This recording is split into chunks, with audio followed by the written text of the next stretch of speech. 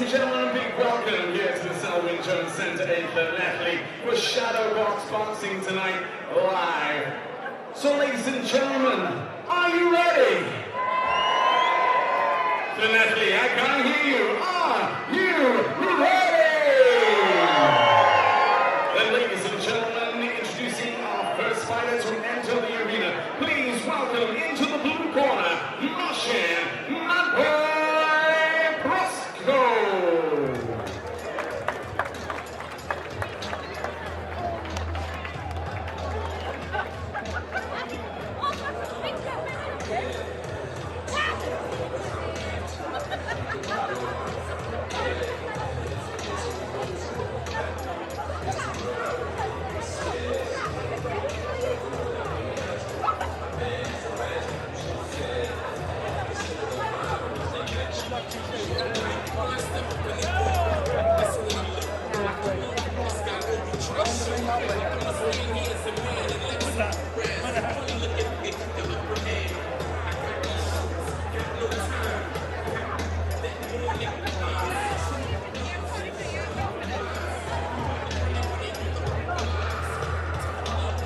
And his opponent, ladies and gentlemen, distinguished guests, please welcome into the ring to the red corner, Josh Garner.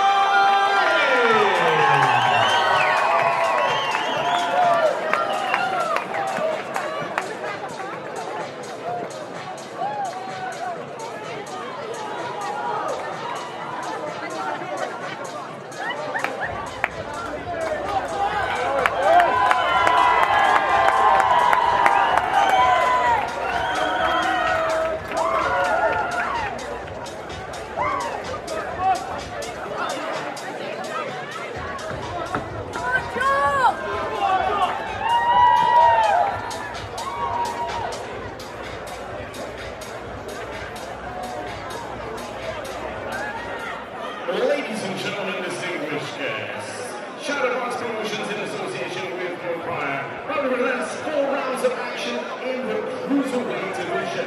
This bout sanctioned by the British Boxing Board of Control. Their supervisor here at ringside, area representative Paul Gething. Our timekeeper at the bell for this bout, Mr. Martin Fallon, and our referee in charge of the action and scoring the bout, Mr. Chris Jones. So ladies and gentlemen, distinguished guests, introducing first, boxing out of the blue corner, his official weight on the scales, 14 stone exact. Tonight, he makes his professional boxing debut, wearing the cold red and white shorts from Wakefield, presenting MARCIN, PROSTKO. His opponent tonight standing across the ring and boxing out of the red corner. His official weight on the scales, 14 stone 6 pounds. Tonight he enters the ring with a perfect professional record. 2 victories, 1 coming by way of stoppage.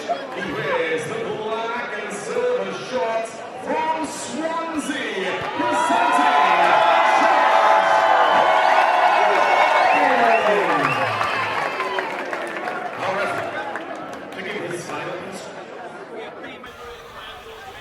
Referee Chris Jones calls the fighters together. Cruiserweight contest between Josh KAIGHIN and the black shorts from Swansea. MARCIN PROSTKO in the red and cream coloured shorts or yellow shorts. The commentators, myself, Kieran Gibbons, and Welsh champion Kieran Gething, or former Welsh champion Kieran Gething.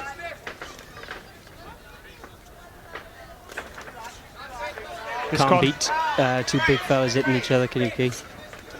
I think as well, PROSTKO, apologies if I've mispronounced his name, but he's an unbeaten fighter having his debut tonight. Comes from an MMA background, so I think he'll be looking to get his boxing career off to a start with a win here tonight. He's not here to make the numbers up, although it's a good start from Josh KAIGHIN. Both have landed good shots in the first minute or so.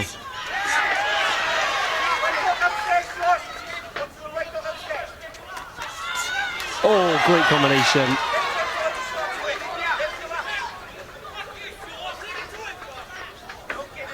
Josh blocking the shots with his gloves.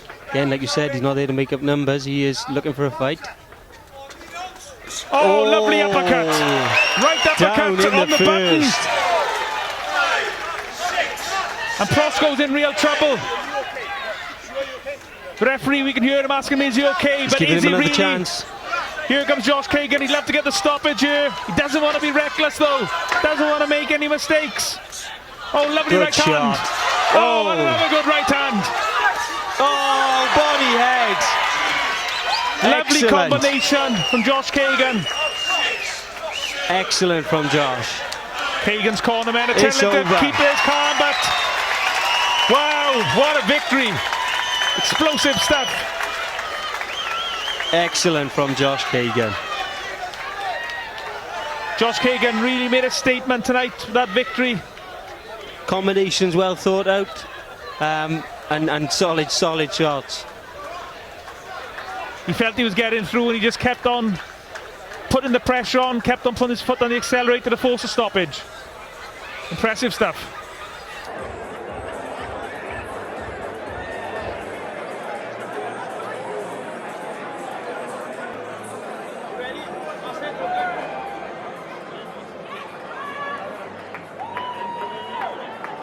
Ladies and gentlemen, distinguished guests, at a time of 1 minute, 36 seconds of round one, your winner by countout from Swansea, Ciaran.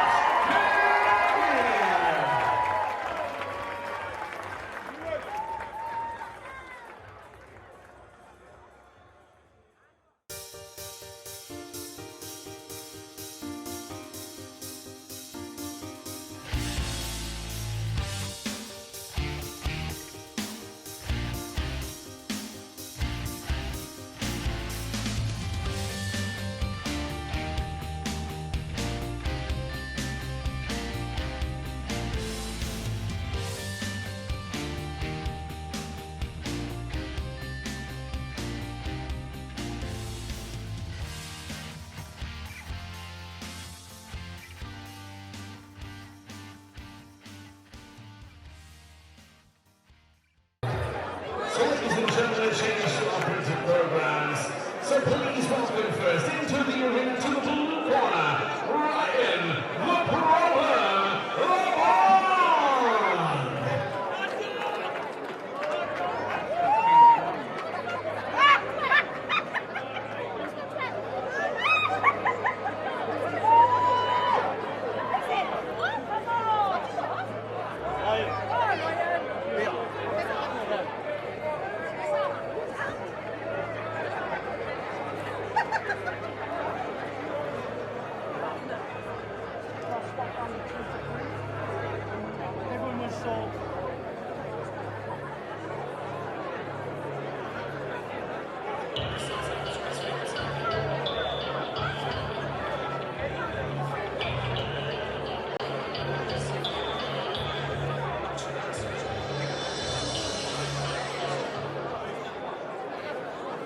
And his opponent, ladies and gentlemen, distinguished guests, please welcome into the ring to the red corner, the native, Ciaran.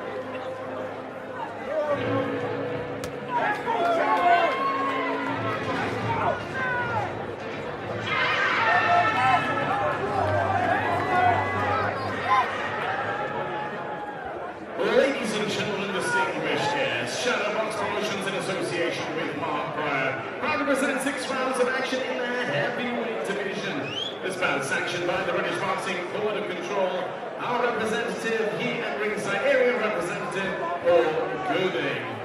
Our timekeeper on the bell for this bout, Mr. Martin Fallon, and our referee in charge of the action and scoring the bout, Mr. Reese Carter. So, ladies and gentlemen, distinguished guests, introducing to you first, boxing out of the blue corner. His official weight on the scales, 15 stone, 1 pound. He's an experienced boxer wearing the white and black shorts from Bradford, presenting Ryan the Problem LABOURN. His opponent tonight, standing across the ring and boxing out of the red corner. His official weight on the scale, 16 stone, 11 pounds. Tonight, he enters the ring with a perfect professional record. 5 victories, 3 coming in the distance. Tonight, he wears the white shorts from Swansea, presenting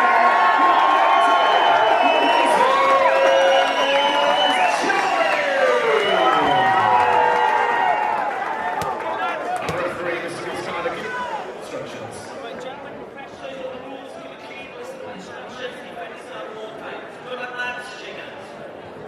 So this is a heavyweight contest between Moses Jolly in the solid white shorts and Ryan LABOURN in the white shorts with the English flag and the black trim.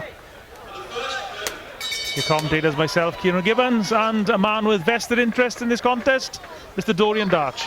Let's have a look what Mr. Jolly got, and is it Ciaran? Good dancer. Not a bad jab. First thing striking about Moses Jolly, very tall, very loose style. Much looser than me for the head suit.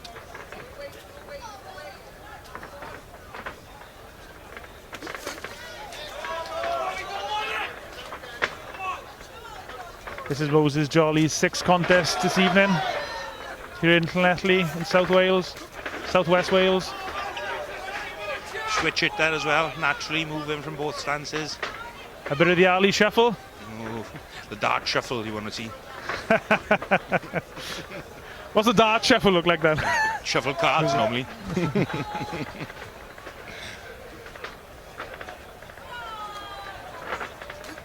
Jolly dominating this opening round. LABOURN can't really get over the size of Jolly. He's not really launching any offense. Hasn't really thrown many shots, if any shots, this round. Survival mode, but Jolly's not doing nothing wrong. Constant pressure.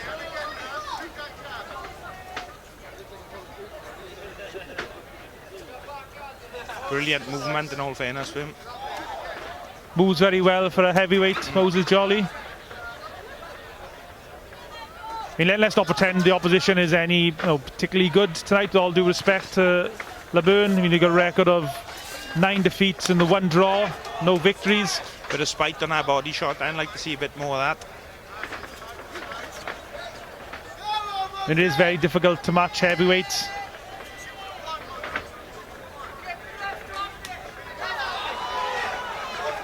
Left hand from Jolly landed round the ear of LABOURN.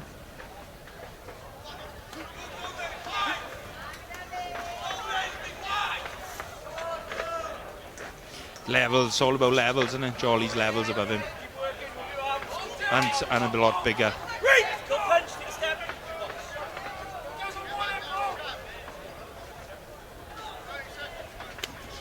Oh, nice jab. Good shot.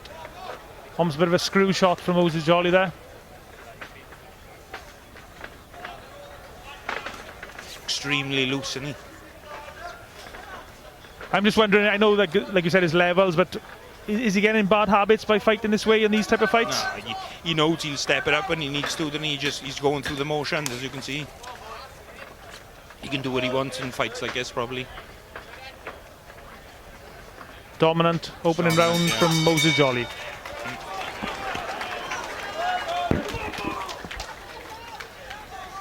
I mean, Dorian, is there anything more that Moses Jolly could be doing? Throwing more power shots, obviously. Oh, sorry, but throwing more power shots, but he's probably just taking the boy round, getting a few rounds out as you do when you're a novice. But he's had a few fights now, so. But in front of his own crowd, he's just looking good. He hasn't done nothing wrong, in all fairness to him. I think Moses jolly as well. He likes to entertain his fans. He knows he's got a big crowd here. Yeah, so he probably don't want to blow a boy out in 30 seconds when he sold loads of tickets, so he's just taking the man round, in all fairness. And possibly working on a few different things. Exactly, just working what he's done in the gym. It's like a paid sparring for him, innit? As we get ready to go to the second round of this 6-rounder. Ryan LABOURN slowly gets off his stool for the second round. Is this a 4 or a 6-rounder, Keith? 6-rounder, I think it was announced as by our MC, Jonathan Millard.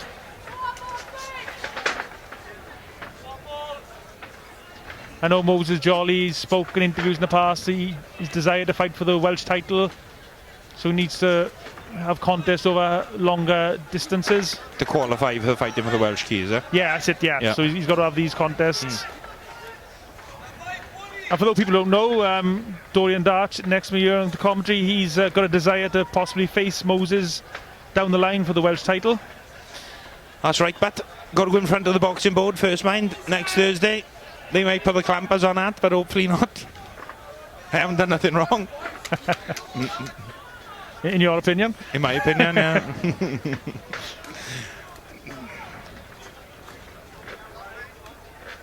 Training better than I ever have now, down with Gavin Rees. So hopefully everything goes all right next Thursday. I could be like Ryan LABOURN and running away in about 3.5 months. I'm sure that won't be the case, but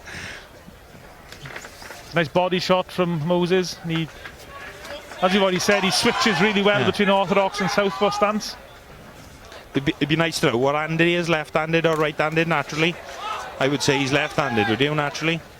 It's difficult to tell, really. I mean, he does seem to switch mostly in orthodox, isn't he?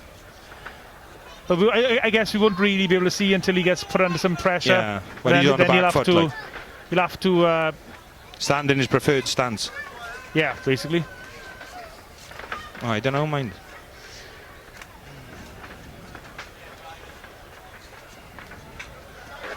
He's going to be critical of Moses Jolly. I'd like to see him perhaps stand taller with his jab and use the jab to its full extent. He's almost throwing the jab at mid-range. Has a nice left hook to the body. He's got a massive height and reach advantage in this contest. Sometimes it's harder, but now when you fight the opponent that's a lot shorter. That's how I pulled my left bicep out, fighting an opponent that's shorter. People in the crowd tried in, throw a left hook to the body, throw a left hook to the body, throw a left hook to the body. Fucking next thing you know, my biceps up to my elbow.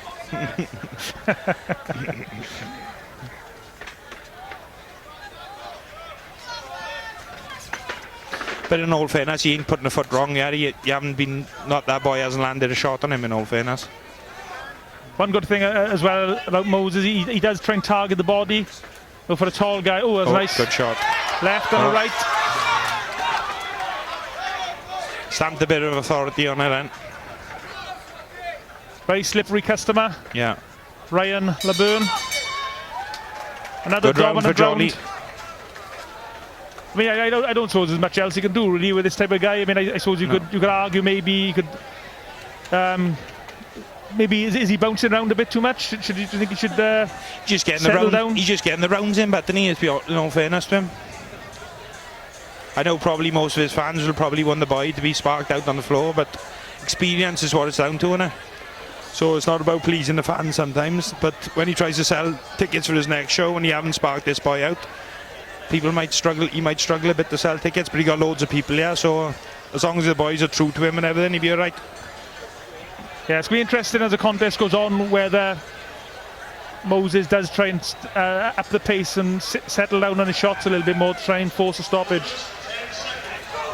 And it's worth remembering as well that Moses Jolly didn't have much amateur experience, so he's learning a lot about himself and the boxing actually in his career. Which is why he's using these rounds probably.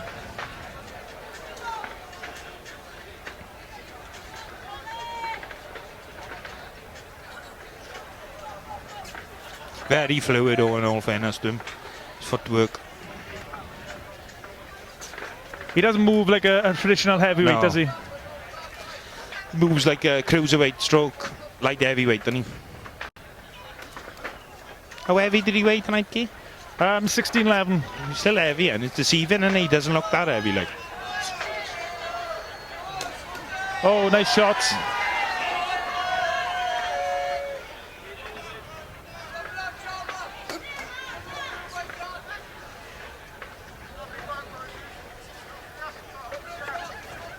The scoring referee for this contest, Rhys Carter from Bridgend in South Wales. An A-class referee, one of the best up-and-coming referees we've got in Wales. The one that gave the decision to Healy against me, I'd like to bring up in conversation in Merthyr Tydfil. Which was the end of my career. Thanks, Rhys, for that, but... Yeah, we'll discuss that at another time.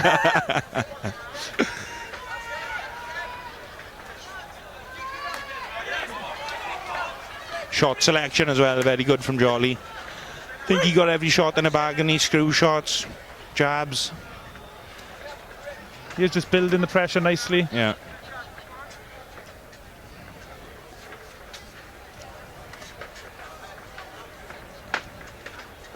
He hasn't took a backward step in all fairness. I don't think he's had one shot landed on him either. I would like to see him use the jab a little bit more right to this time here now. Just throw the jab straight down the middle. Measuring stick, like, and then the right hand behind it. Bit reckless and just diving in. I mean, that's my concern when you fight these type of guys, when you're doing different things. Like, you're fighting in a way that you wouldn't fight in a... If it was matched against a boy, it was better against opposition. Yeah. So you just got to be careful you don't learn bad habits or get into bad habits.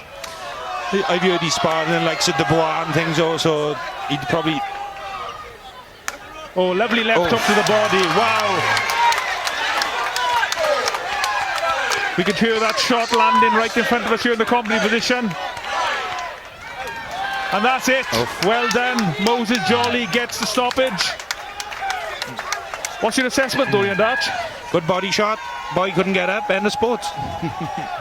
And now having watched Moses in the flesh, if you like, I mean, what's your thoughts about boxing him? It's going to be a very tricky fight for me, if I'm honest, because of his mobility. I'm not a very mobile person, as you know, and I got a very big Swede, so he will probably be punching fuck out of it. So I just hope he doesn't fucking punch very hard. Right? That's about the best fucking explanation I can give. Tonight's boxing promoted by Shadowbox Promotions in association with Mo Pryor. Bringing boxing back to Southwest Wales. And we can see how much that victory it means to Moses Jolly and his army of fans here. Goes by the nickname of the Native. And Moses reaches over here ringside to say hello to Dorian Dutch and the promoter Kieran Gething and myself. Certainly seems a fun character, Dorian. Yeah, it seems a nice bloke, but there'll be no bad blood in our build up to that fight if it does happen. If the board give me my license back, get a win, and then hopefully me and him can get it on.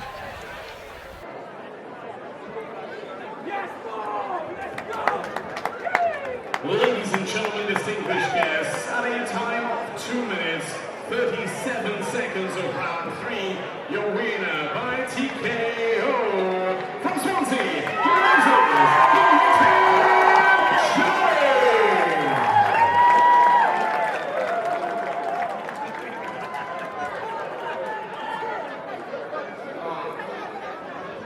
Testing, right?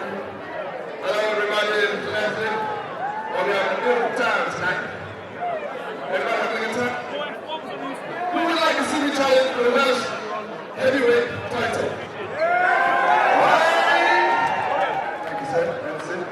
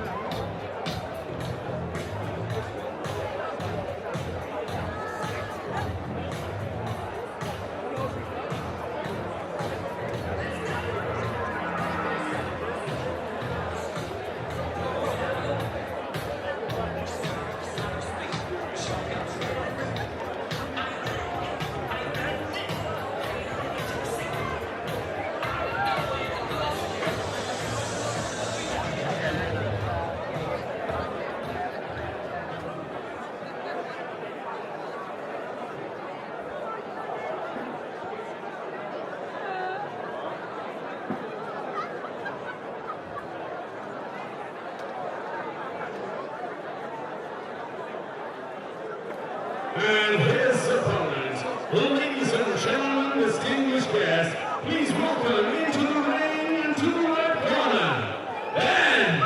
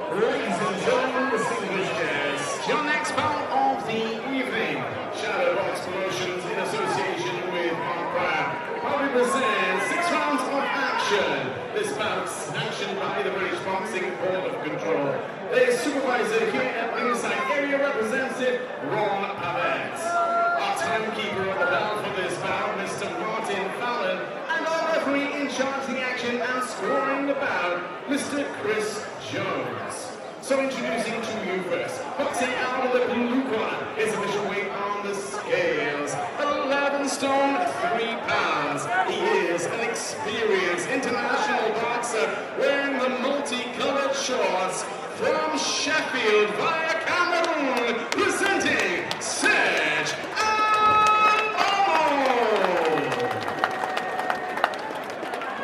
His opponent tonight standing across the ring and boxing out of the red corner. His official weight on the scales, 10 stone, 12 pounds. He enters tonight with a perfect professional record, 9 victories, 2 coming within the distance.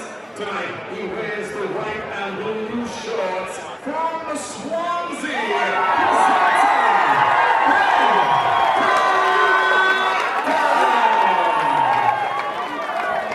Our referee, Mr. Chris Jones, please start. Instructions.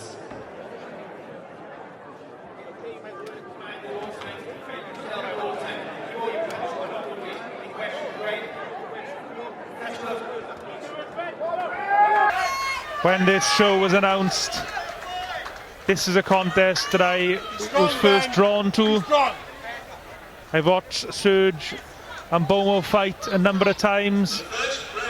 AMBOMO in the multicolored shorts, Ben Crocker in the white shorts. I think this is going to be a good yardstick to find out where Ben Crocker is in his pro career. Agreed. Same as you, when this fight got put together, really excited about it. And as you see straight off, Serge is vascular, he's fit, strong, known for hitting hard. And like you say, we'll see where Ben is. And even though his record doesn't look good on paper, 11 wins, 46 defeats and 3 draws, he is coming off a win. And he is the type of guy who takes fights at very late notice. Serge AMBOMO. And I watched him a few months ago give J-Man, another Welsh fighter from Rws near Barry, a real test in the York Hall. No surprise there. So this is a really good bit of matchmaking. We all want to see Ben stepping up to title level soon, but like you said, this is a very good yardstick for where he is. And how professionally he deals with Serge is going to be a good measure of what he wants to step onto next.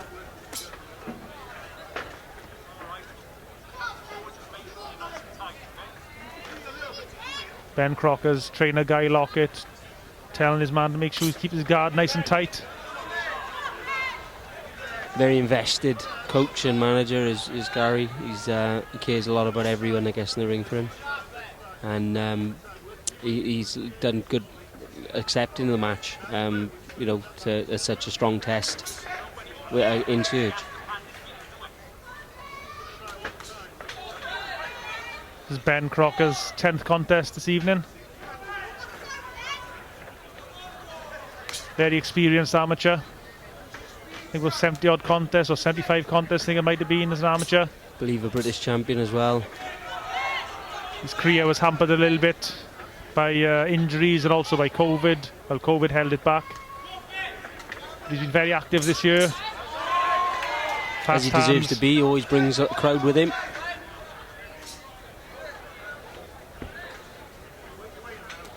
Feeling each other out a bit this round. Solid jabs landed mainly. Looks like he's trying to get something off with that backhand. They can see that Crocker's got the advantage in the height and reach, and he's just using his feet really well in this round, just keeping the fight at the distance that he wants it to be fought at. Just edging away as Serge AMBOMO moves forward. Ben is just edging backwards, keeping the fight where he wants it to be fought. Yeah, I'm hoping Ben is looking to pull something off of that right hand, because I feel like Serge may be looking to try and find a combination of his own.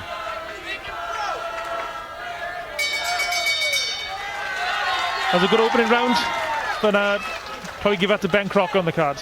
Yeah, I think you've got to give it to Ben just because of how much work rate he put in there. You know, he threw a lot of punches, but like I say, it was a bit of a feeling out round.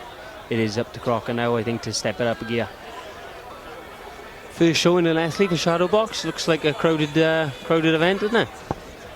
Yeah, really good crowd here in Llanelli for this event, put on by Shadowbox Promotions in association with Mo Pryor. Looking forward to put more events on here as well.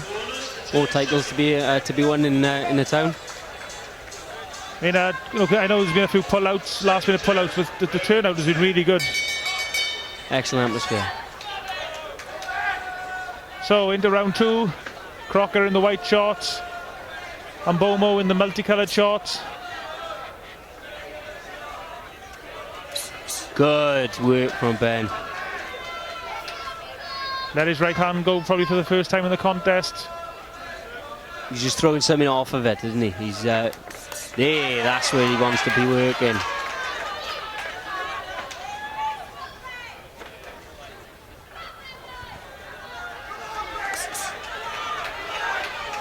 Now he's starting to put some combinations together, exactly what we hoped for.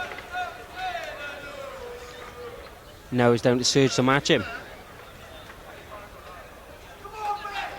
The previous times I've watched Serge AMBOMO fight, he's a bit like a bowling ball, that the longer he keeps on rolling for, the more speed and momentum he picks up, and he tends to come on strong in the second half of the contest. This is impressive stuff from Ben Crocker. Really fast hands. Excellent speed.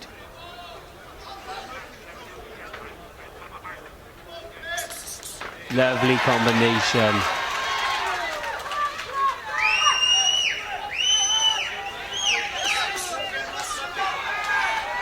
Good shot selection from Ben. Maybe just wants to come downstairs a bit more, but excellent work to the head.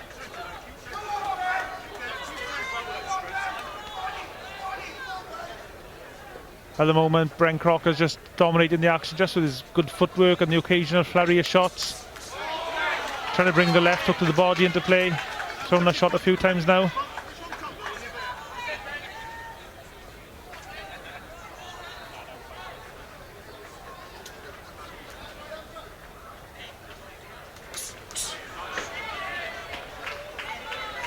In a recent interview, Ben Crocker said that his ambition is to try to get to British title level, and then, whatever happens from there, just take it one step at a time, which is a good attitude to have, I think. I mean, the British title is a great title to win. Definitely, most competitive title in the world, so they say.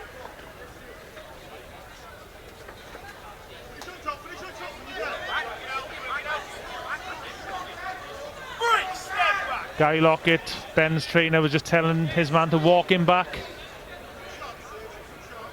Stopping him becoming that bowling ball you mentioned.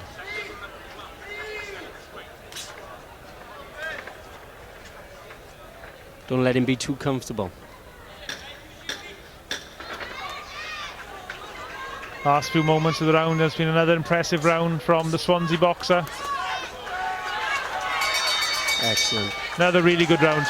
Much sharper from the near key. I I think Serge needs to pick himself up a little bit now, and Ben to be able to continue the pace.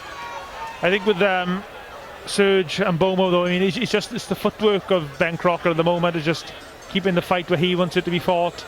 I'm not sure Serge has got his feet are fast enough just to keep the fight in the range he wants it to be fought. But yeah, really good back foot boxing, isn't it? He's walking him onto punches. He's not just running away there. He's tapping him up with a jab and throwing combinations as he comes in. Yeah, but maybe as the fight goes on, the pace may slow a little bit, and that's maybe where Serge and Bomo, his strengths will come into play, because, like I said, he just keeps on coming. Even though he has been stopped a few times in his career, he's been stopped 4 times actually in his 46 defeats. I think he actually might have been stopped by Sean Yaxley, who you fought last, Kieran. He did actually, yes, he did. And I think Darryl Sharp stopped him as well. No surprise there, Darryl's a little bull. But that just gives indication of sort of the level that Serge and Bomo fights at. Yeah, definitely. And don't be misled by his record. He's a better fighter than that. Just obviously he's decided to go down the journeyman route, taking fights on the road, taking fights at late notice. Probably taking fights outside his natural weight as well. 100%. He shouldn't really be fighting someone like Darryl Sharp. But like you said, very tough man, and earning his crust on the road. We never get an easy decision. And as I said earlier, he is coming off a victory. He won his last contest. Should be full of a bit of confidence, but is that going to make him a little bit complacent?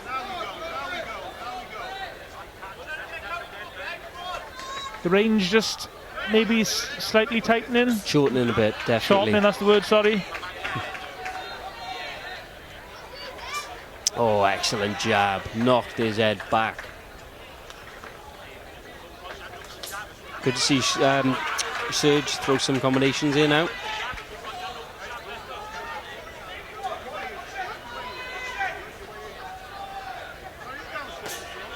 Good shot. Right up throw, Serge off balance there.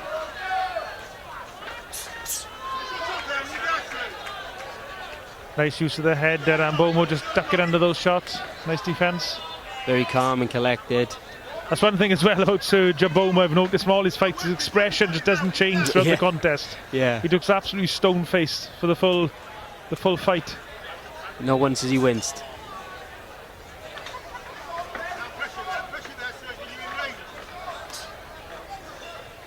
Scoring referee for this contest, Chris Jones from Swansea. Nice jab from Serge. Good shot. Oh. Right hook's finding a home a little bit more often now.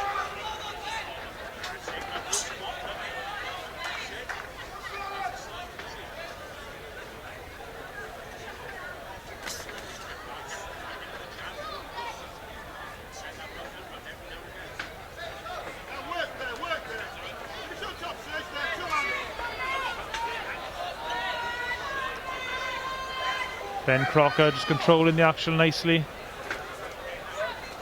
Good shot as he came in. Timed that lovely. Want to see a few more combinations now. He's not got much longer left.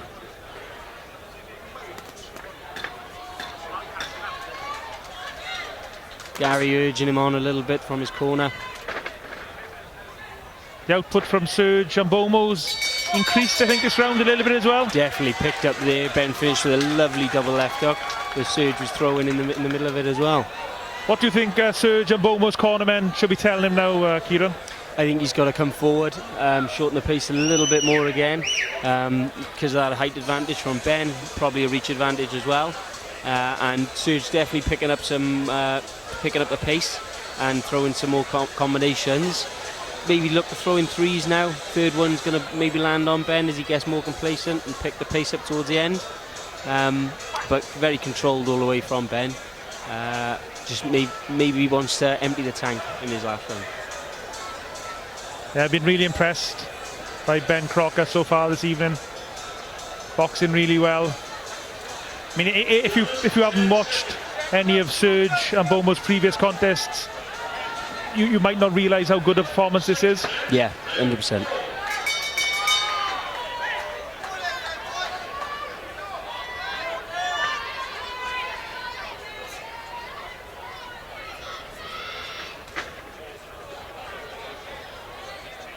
Ben Crocker's brought a real army of fans down the M4 west from Swansea to Llanelli tonight.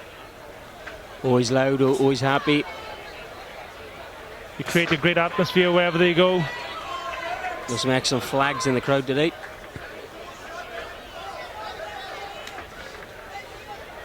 Really important that fans support local boxers, especially in the early stages of their career.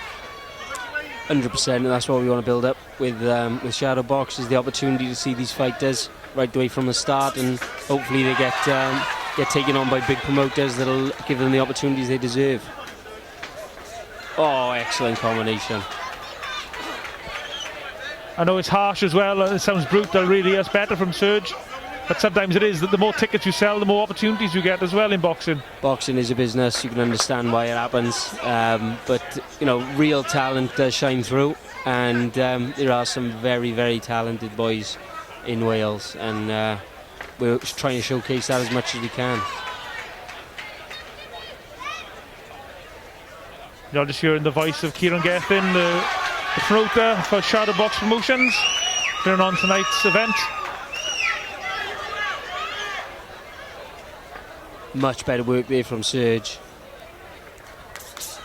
Nice left hook from Crocker though. Defence, his guard is fantastic. Doesn't move an inch.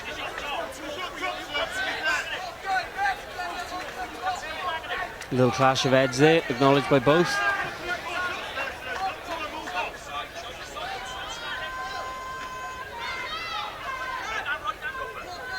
Send that right hand over as the instructions from Guy Lockett. He's looking for it, looping right.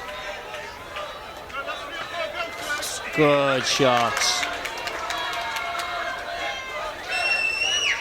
I think he's maybe trying to go for that right hand over the top, left hook to the body. If he pulls that off, I think it would be an excellent, excellent combination with a big payoff.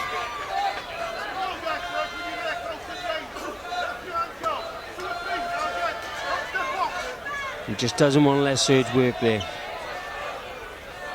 A little bit of head movement up and down the levels. Oh, lovely right hand from Crocker.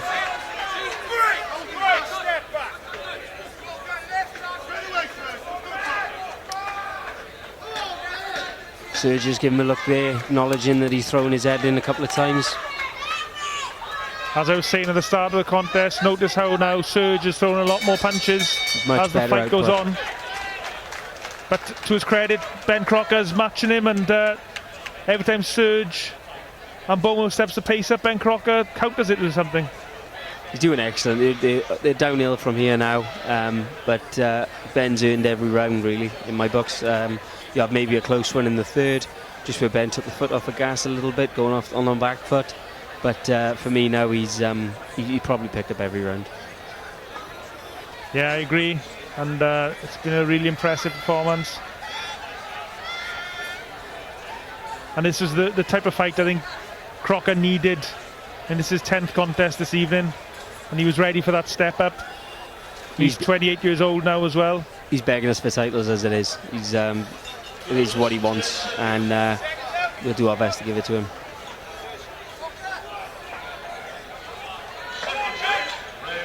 Providing he comes through this with flying colours. So into the 5th round.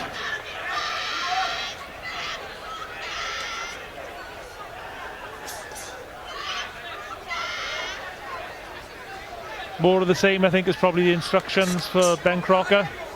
Just don't get careless, don't switch off. Yeah, complacency is a big thing, especially when you're doing so well on a home show.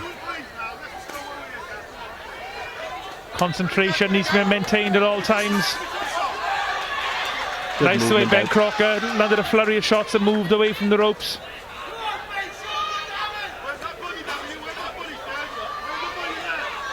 Excellent jab again from Ben.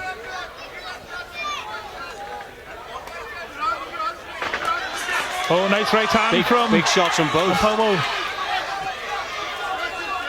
Look, Ben's knees just took a little bit of a bounce there with that right hand, but came back with an excellent combination.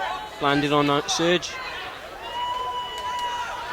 And I think these are the type of fights guys like Ben need at this stage, when you need sometimes when you fight a journeyman, you almost just sort of forget what it's like to be taking shots during contests. I know Ben probably has harder sparring than he has most of his pro contests so far. Without a doubt, but we've said from the start, just physically looking at Serge, you're never going to get in the ring thinking you're having an easy night with that man. Most of those jabs getting blocked by Crocker's guard. Both are well established defences. It's only in the transitions they might be dropping their hands a little bit, but that's probably because they're looking for the opportunities. Good right hand. Combination straight from Crocker.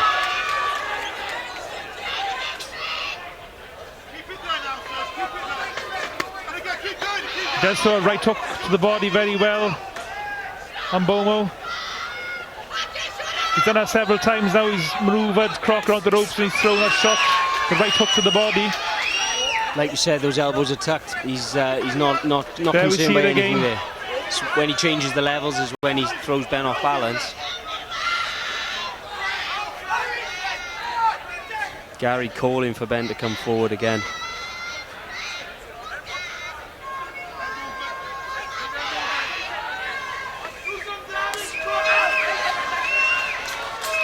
Good shot.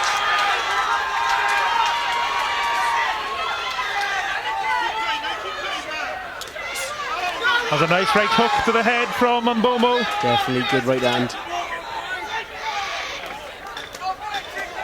He got through again Got there. through again, another right hand. And a left hook. Is he in a little bit of trouble here, Ben Crocker, I wonder? I think he's just looking for that break, natural break in the play there, where he's probably going to come back now and give us a clinical finish. That's what I anticipate now. But Serge AMBOMO, as I said at the start of the fight, he's just one of those guys, seems to takes a few rounds to get going and he builds up his momentum. Well, he's not able to strike tonight, but he's certainly picking up speed. I mean, he landed a few good shots there. That's what, exactly as you said, that's what Ben needs. He needs a couple of shots landed on him. Make sure he's not made of glass before he steps on to the next level now. The guy Lockett in the corner. I think he's encouraging Ben just to use his feet. Yep.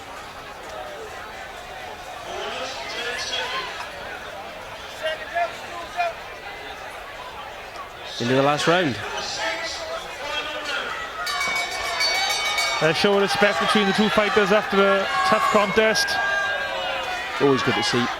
Can Serge AMBOMO build on that little bit of success he had at the end of round 5, or will Ben Crocker just re-establish himself? He's boxed really well so far, Ben Crocker, I think. Just doesn't want to switch off, doesn't want to get careless. Doesn't want to let this tough fighter originally from Cameroon into this contest.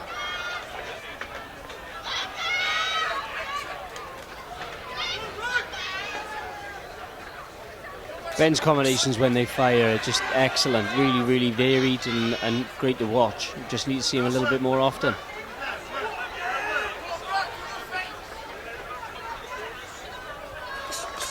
Yeah, that's beautiful movement, that is.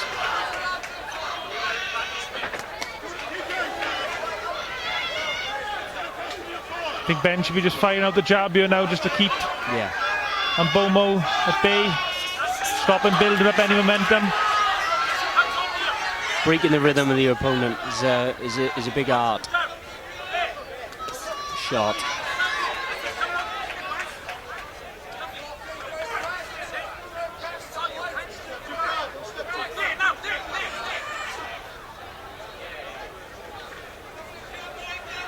Very clear instructions coming from Lockett.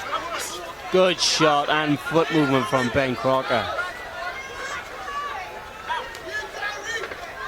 But again, AMBOMO just managed to manoeuvre him onto the ropes.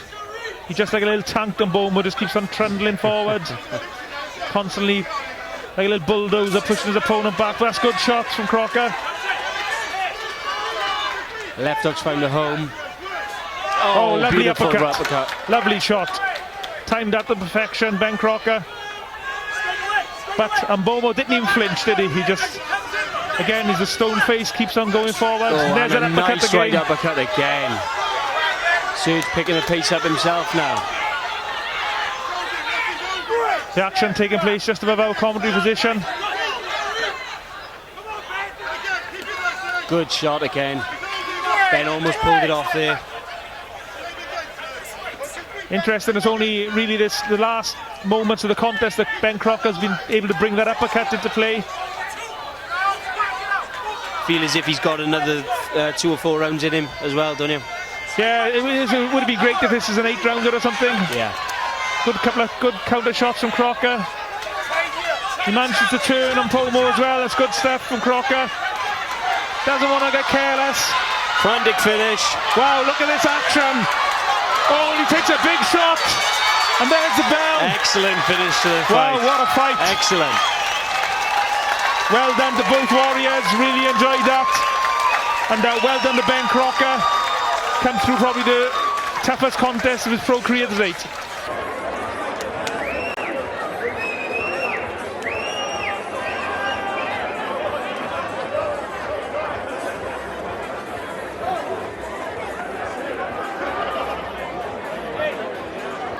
Ladies and gentlemen, distinguished guests, after 6 rounds of action, we go to our referee scorecard.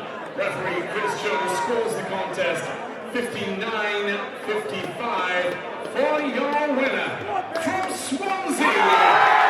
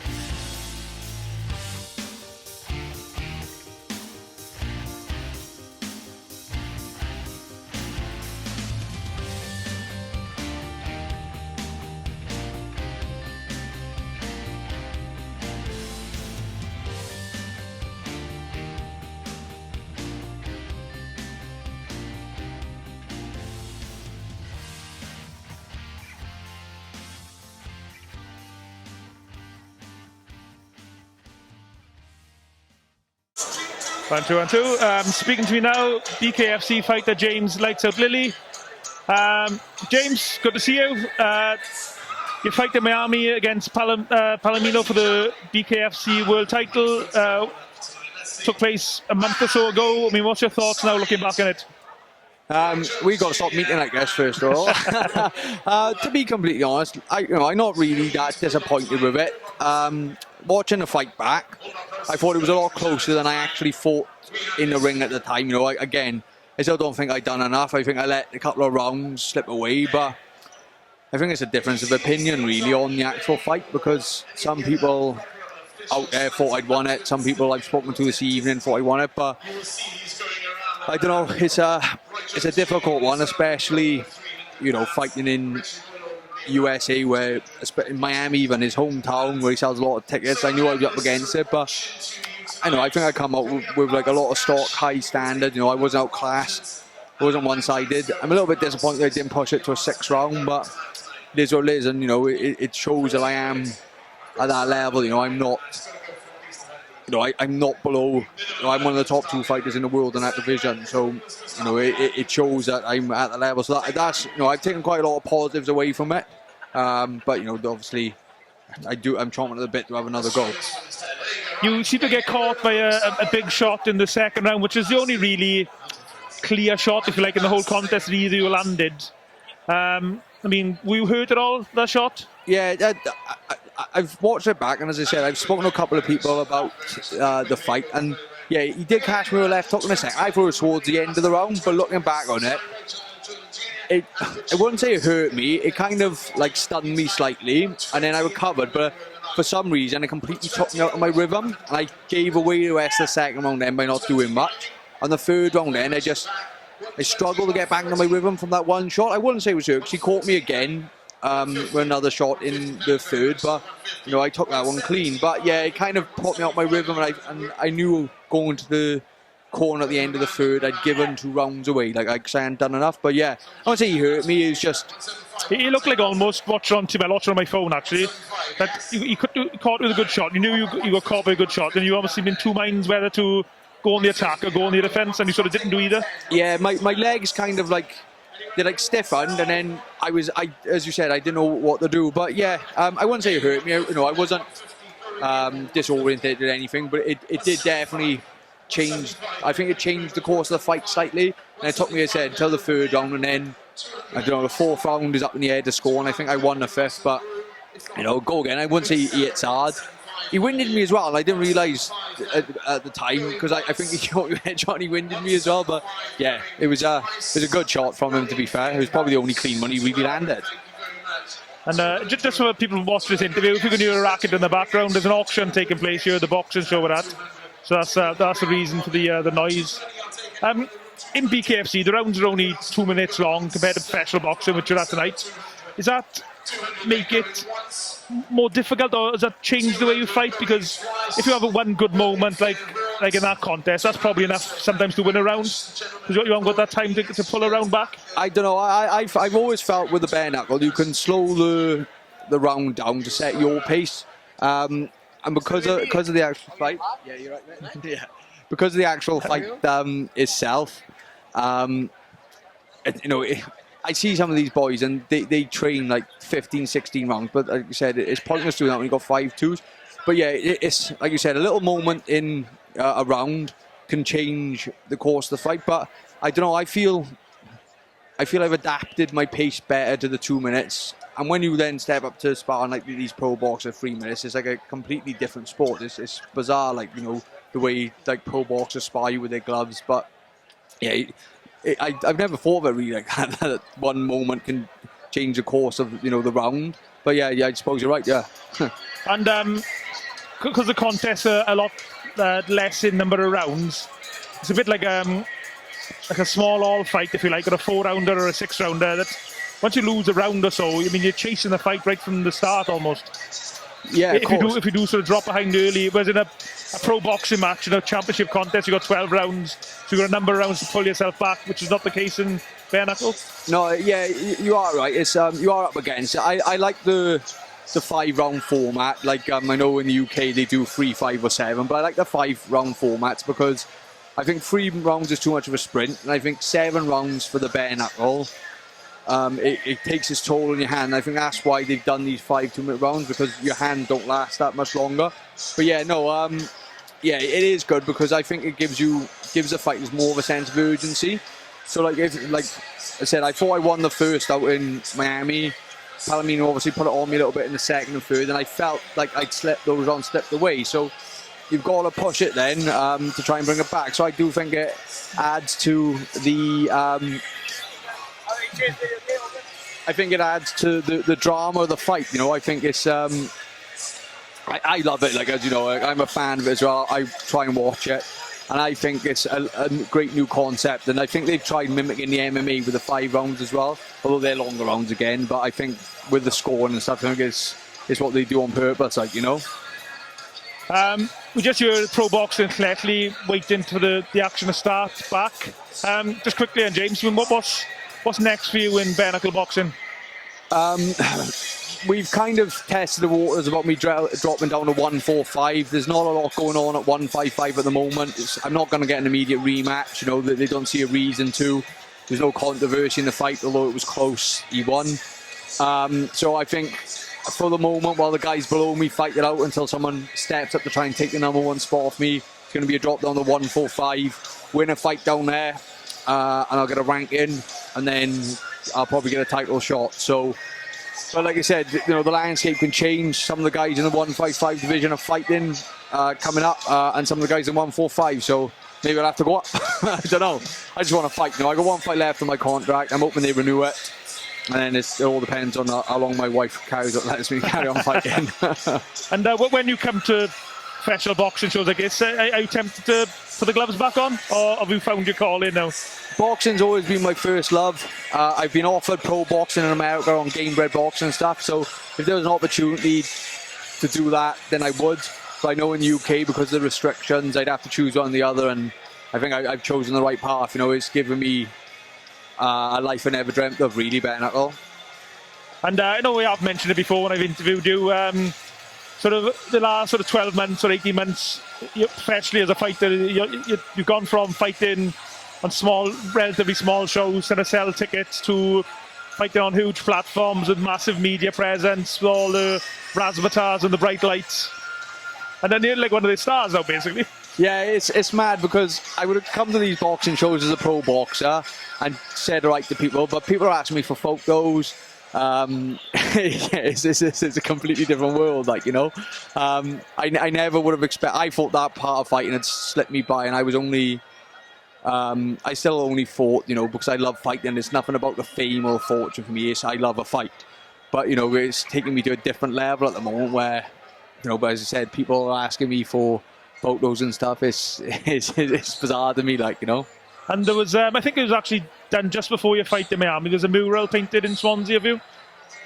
Yeah, that's right. What was that? Like seeing someone painting a picture of yourself on a wall. Yeah, it was berserk because someone had sent it to one of my coaches, Owen, and he said, "Do you know about this?" And I said, "No."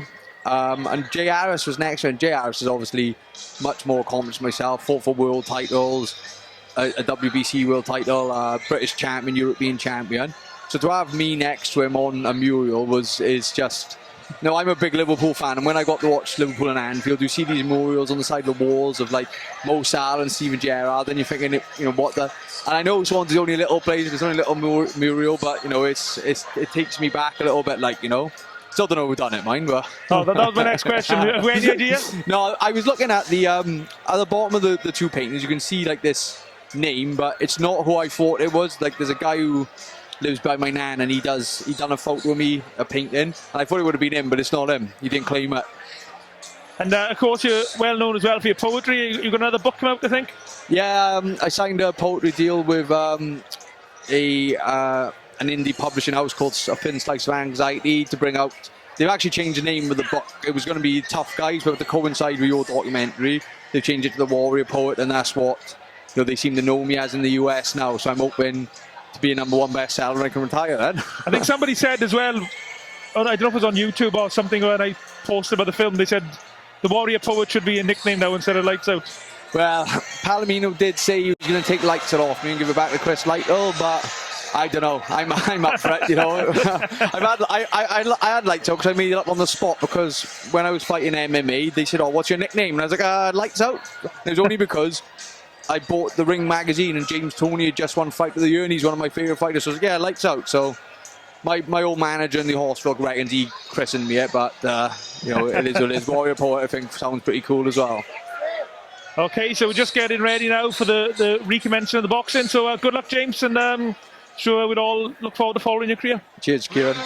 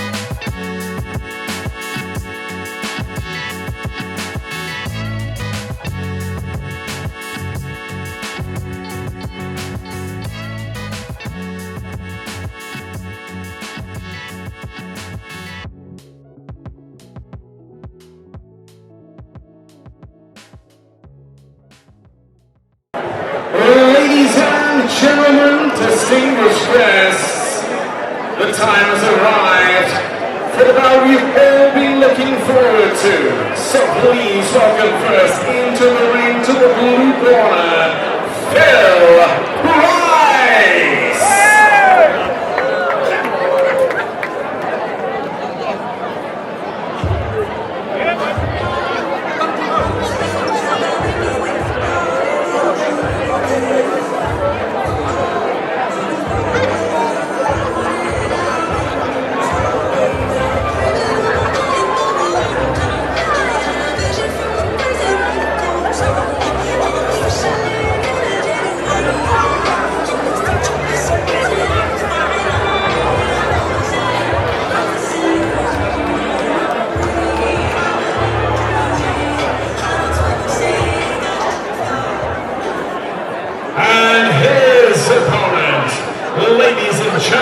distinguished guests, please welcome into the arena to the red corner, Angelo, the Italian Stallion.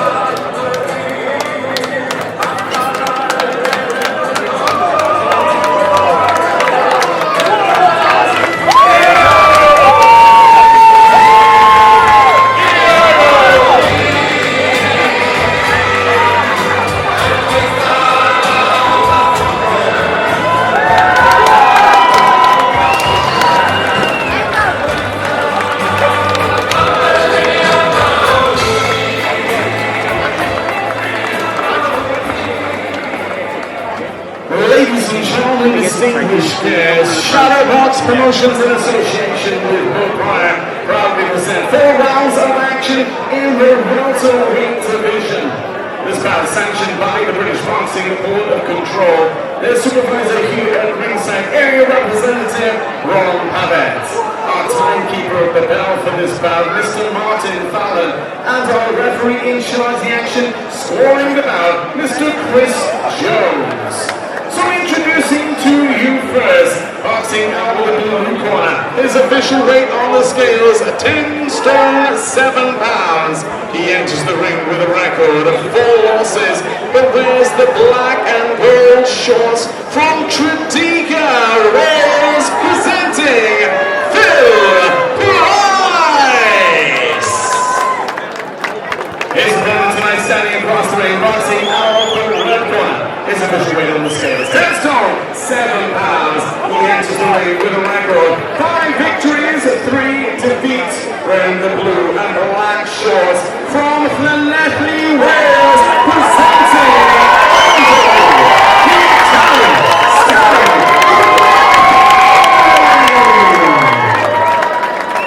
Our referee is Chris Jones. To give us my instructions.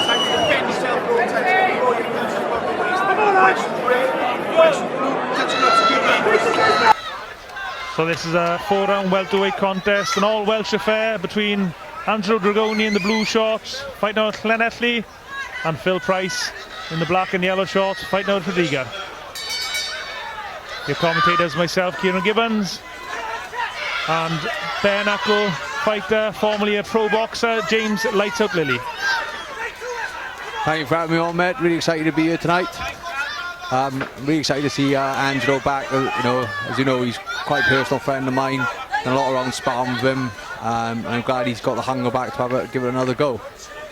It's a really aggressive start from Angelo. I know he's been chomping at the bit to get in the boxing ring again. Good start from Angelo. Tonight's boxing promoted by Shadowbox Promotions in association with Mo Pryor. You can watch all these contests in the Boxing in Wales YouTube channel. Please subscribe to the channel for great Welsh boxing content. It's been a good start from both fighters. You know, this Phil Price doesn't look like he's come to just roll over. He's come here for a fight. The record of Price is 4 defeats from 4 contests, so there's probably actually a little bit of pressure on him from the Board of Control to try and get a win. He does look a little bit open. Yeah, you know what you're going to get with Angelo. He's going to come forward and put pressure on you. And I think Phil Price is trying to, go on the back foot with the boxing, but he is being caught quite a lot. He hasn't got a tight guard. So he's making for an exciting opening round. He timed that right hand really well, though, Phil Price. Waited for Angelo to commit himself, and he came over the top for the right. Angelo saw the shot coming that time, blocked it with his left glove. Yes, Phil Price has got a nice jab on him. He's using it well, find his range. I don't think he's putting enough in it to keep Angelo off him at the moment.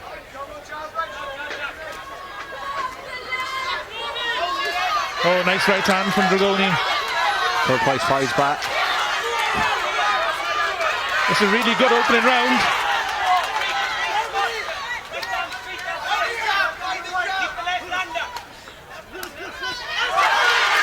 So good work for both fighters, I think.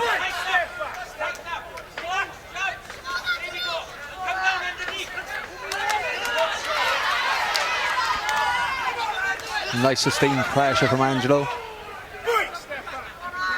Angelo just fights in a marauding sort of style, doesn't he? Like I said, you know you're getting with Angelo Dragone. Aggression, the pressure, and lots of shots. Lots of output. Yeah, it can be suffocating on times, you know. As I know, I've done some rounds sparring him, and it's always a hard spar, and I think you give anyone trouble in the pro game. Angelo Dragone's record: 5 wins, 3 defeats, no draws, although one of those defeats probably most people think should have been a victory against Christian Toos for the Welsh title back in September 2019, I think it was.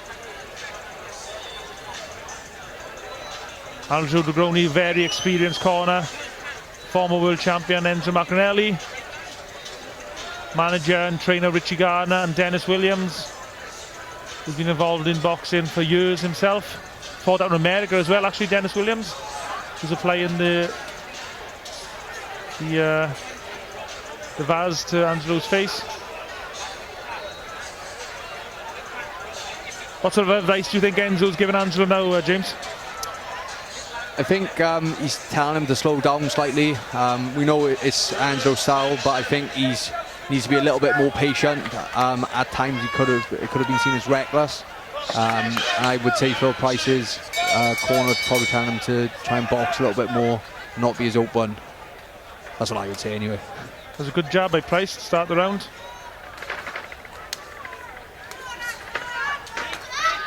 I suppose from Angelo's point of view, it's just getting the balance right between being aggressive and being reckless.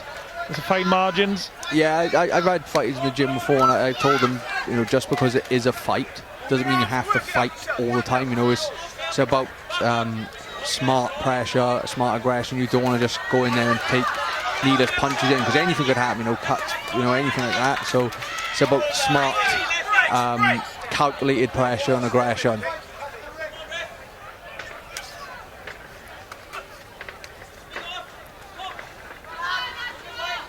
Both fighters are really just concentrating on attack rather than defence. There's a good left hook from Angelo. Nice jab from this Phil Price. Nice little left cut on the inside from Dragone again. This is a cracking fight so far. Is there a... I thought there's a mark on Angelo's eye. I don't think there is actually. Top left eyebrow, I believe.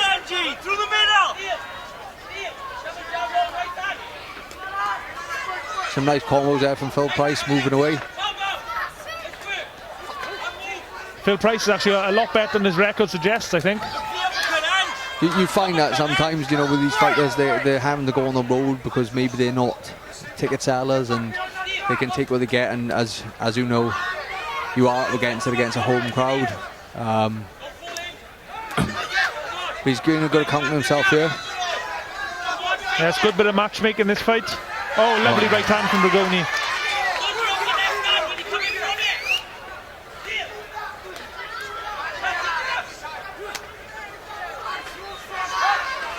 Yeah, he's really loading up on these shots for this Phil Price as well, but don't think he's got the power to keep Angelo off.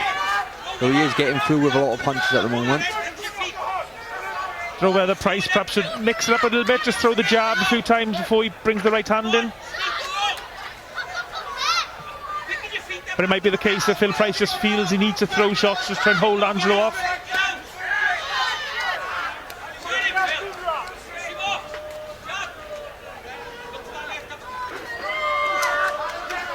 Yeah, I think the danger from Phil and Price and what he's thinking is if he throws too many shots, he's going to tire himself out and not be able to stop the pressure. But then if he doesn't throw the shots, he's not keeping Angelo off anyway. So I think it's a fine line of what he needs to do. Nice uppercut left hook there. Coming towards the end of the round, and it's quite a close round actually. And who do you think won that round, James? It was quite hard to score, you know. You had Andrew's sort of relentless pressure, but Phil Price was scoring with the shots in that round. He was a lot better than the first round. That one was very hard to call. If I was being sort of picky, I'd say it'd be one apiece at the moment.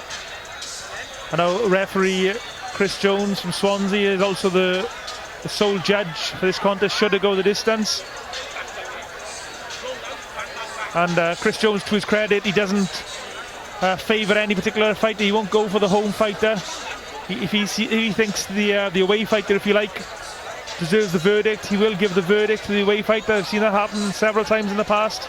And that's the way it should be, you know. It should be impartial. I know it can upset promoters and managers and stuff, but that's the danger you get with some of these shows and the way cards are sometimes stacked.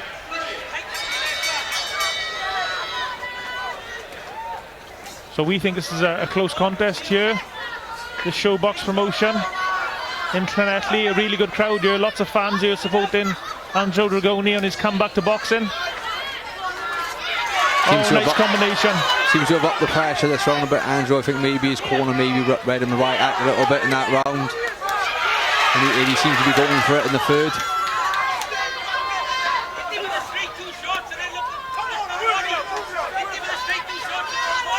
Phil Price, to his credit, is staying calm and collected. I think Price's corner to a right, they're telling him to go to the body.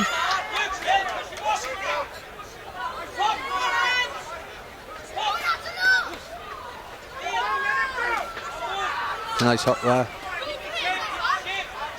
Seems that neither man has the power to keep the other off at the moment, depending on, you know, what style you're watching, you know, the aggression or the boxing.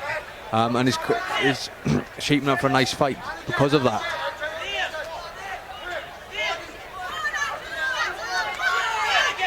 There's great action on the far side of the ring from our position here. He's landed that a few times, that back uppercut. Angelo may have hurt him slightly there, but he's taking some big shots there on the ropes. He does look very open at times, doesn't he, Phil Price? Once he takes a shot, he seems to just... his defence seems to go a little bit, and he gets caught with follow-up punches. Yeah, I think he caught a few there on the ropes, and his eyes may have rolled slightly there as he went into the hold. Oh, lovely right hook to the body from Price, but Dragone replies with more. Wow, this is a brilliant contest. I mean, full credit to the matchmakers for putting this on. Yeah, this has been a great scrap so far, and, you know, credit to Phil Price for staying in there and throwing as well. You know, he's not making this easy for Angelo on his comeback. Just shows you how misleading records can be in boxing.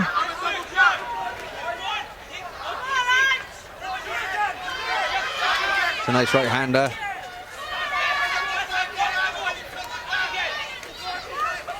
I'm pleasantly surprised by this Phil Price, by his work rate. His eagerness to go forward as well. You know, he's in this fight, you know. It's interesting, Angelo told me a few weeks ago he's looking just to have this fight tonight just to get back into things, then kick on to a bigger contest, but this is a real test tonight. This is probably actually better for Angelo than a fight against a journeyman who's just negative and doesn't want to do anything. Yeah, of course. It could be. It's always a danger that, you know, it could be the wrong fight for him, but just so blood him in as it should do, you know. Do you think it's because Phil Price is also a Welsh native that has added to the spice? I think it does actually happen that local bragging rights, if you're fighting another Welsh guy, I could give some examples that I know fighters, I think they've avoided fights just because they don't want to lose to a fellow Welshman. Yeah. Whereas they'll happily go on the road and lose 3 or 4 fights on the bounce, but they just don't want to lose. They don't want to lose local bragging rights. It's a bit more personal than losing to a guy from London or Manchester or wherever. You're more than likely going to bump into another fighter from Wales at some point at a show, and it's probably not the nicest thing. You know, you're not going to probably, if you lose to someone from out of Scotland, see them down the local Tesco's. But yeah, I mean, I don't actually know anything about this Phil Price.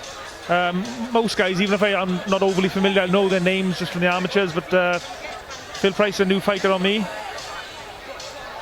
28 years old from Tredegar. Making a real war of this fight tonight with Angelo Dragone, who's on the comeback trail. He's earning his money tonight, and he is giving the crowd their money's worth for this fight. A big cheer go up from the fans here in Llanelli. The final round of what's been a great fight between these two Welsh warriors. It could be close in the scorecards, we don't know. Not easy to score. But Dragone just walks into that jab from Price.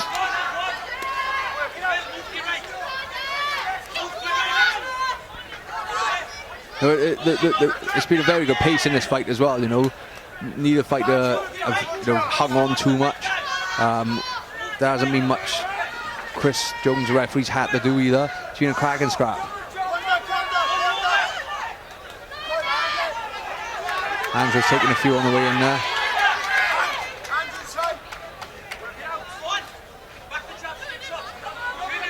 Chris Jones, the referee, allowing the fighters to fight out of the clinch, which is good to see.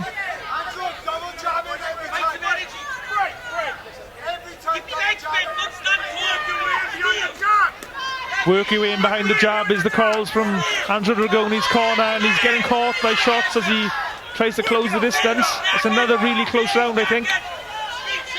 Again, I said I'm pleasantly surprised by what this Phil Price has bought this fight, because we didn't have a right good go at this.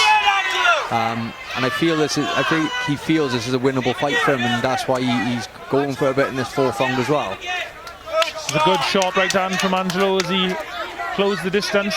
Of course, this is Angelo's first fight, this new weight division, moving up in weight. It's a shame in these smaller shows you don't get punched at, because I love to see how many punches they threw per round. Yeah, it's been a war, hasn't it? Just non-stop action from the first bell. Like, Angelo's a bit of a fan favourite down here. I know this type of fight is going to bring a crowd in again, you know. There's a marking on the face of Andrew Dragone now. Not going to be a factor in this fight. Double jab right hand is the call from Dragone's corner. Phil Price is still busy in this round. No, he's not lying down, he's not holding on to try and survive, he's actually going for it as well. A little bit of blood on the lips of Angelo Dragone. Taking a few shots there on the way in. There's a big shot there. Well, what a great contest this is. This is a bit of a small hall classic. And Phil Price fires back.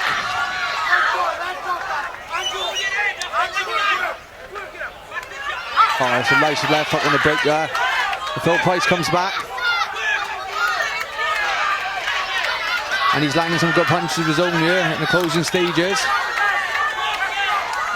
And it started off fighting fire with fire, and it's right down to the final bell. These two have just traded shots for the full 4 rounds. Brilliant contest. Well done to both fighters. That was absolutely a cracker. Brilliant contest. That was a cracker. And James, you're the expert. What's the result of that contest?